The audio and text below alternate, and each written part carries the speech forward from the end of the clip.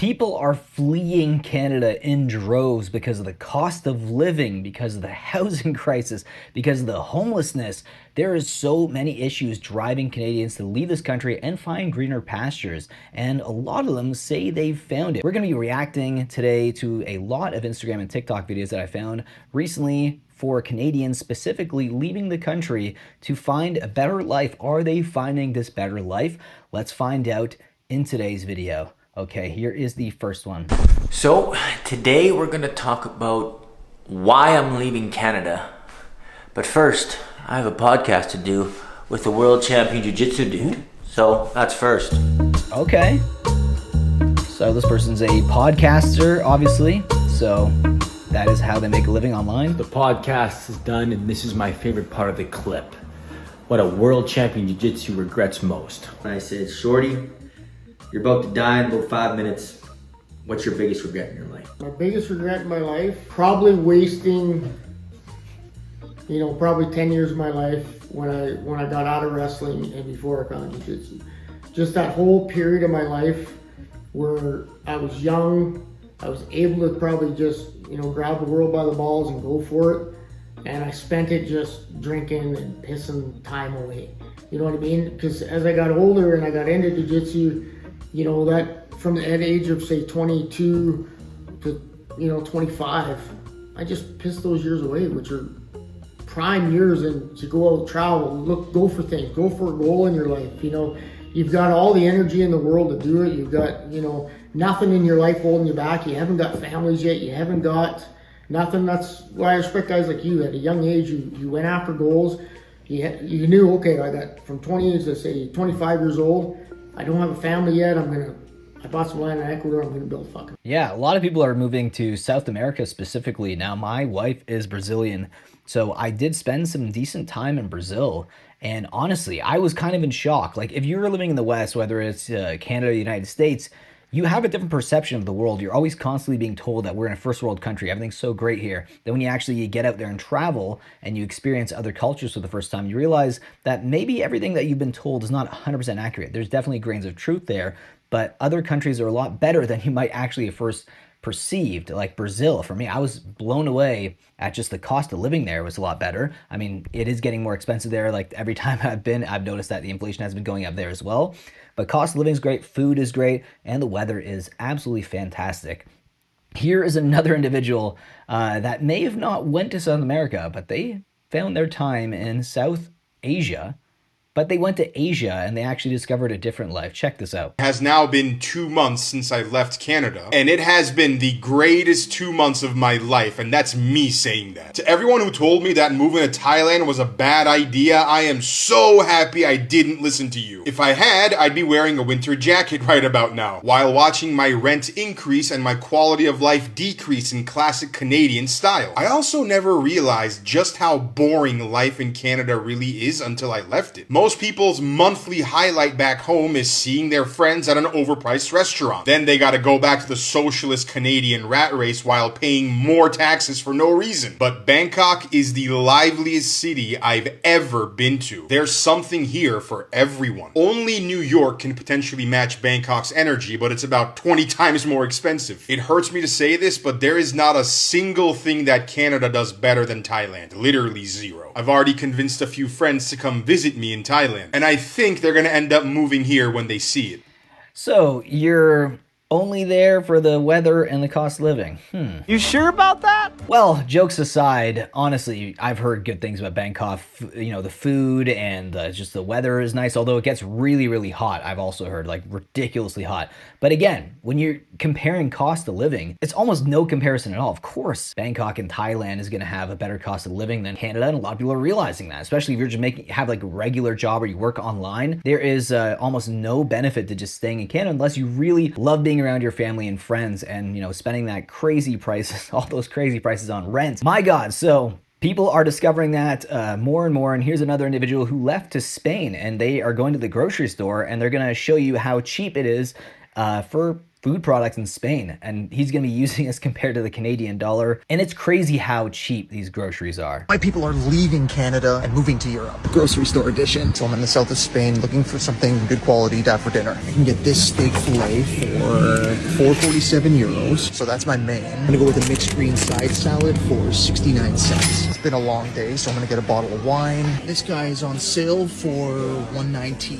And because I got a bit of a sweet tooth for dessert, I'm gonna get this chocolate mousse, 79 cents. So I got all of that for 7 euros and 14 cents, which is just over $10 Canadian. Easily would have been 3 or maybe 4 times the price if I was getting that in Canada. Just think about that for a second. That actually blows my freaking mind. The salad, holy crap. The wine, why is it, especially in Ontario, like I've lived there pretty much my entire life, just moved recently to Alberta in the last 2 years. But like in Ontario, like wine prices are so ridiculously expensive for like mostly garbage wine, let's be honest. And what is that? Why is that? Well, a lot of it is not necessarily just price gouging, but it's taxes. There is taxes on so many things, hidden taxes that Canadians don't even really understand. And it's absolutely brutal and affects everyone in the economy, right? So you're going to a place like Spain, beautiful weather, beautiful beaches, beautiful people, let's be honest. You know, Europe, you have a lot of beautiful people there, and a lot of it is also the attitude that makes people just seem more lively and energetic, right? You want to be around them more. When you're in Canada, it's just, there's just this down, depressing nature to everything, and we're going to talk about that in a later video as well, just like what it just feels like. The vibes of Canada are just completely off compared to a lot of other countries, and like you look at Spain, just how cheap everything is. The cost of life there is just, it's just incredibly cheap compared to Canada. And I'm sure there's people who also complain in Europe as well. So this is not to take anything away from them. There is people who are, experiencing their own version of a cost of living crisis. But if you're comparing that to Canada, based on Canadian wages and stuff like that, yeah, it's fantastic to go to places like Spain. So just unbelievable that people are even considering leaving Canada. That was something that no one would ever think about, like 15, 20 years from now. Everyone just thought and assumed Canada was great, and then it just got worse and worse and worse, and then people start running that thought experiment. We've never had this thought before, but like, are we going to stay in Canada for the rest of our lives? And that's a thought that even 10 years ago, we just never had. And I would argue that some of my friends are the productive class. And what I mean by that is they own businesses. Mm-hmm. They're creating jobs, contributing to the community. Yeah. And these are the people that you probably want to keep in this country. And for the first time ever, they have the means and they're asking. And I mentioned this to a politician that I ran across very recently, and they just dismissed it outright. They said, well, where are you going to go? And I said, no, like, the question isn't where are we going to go?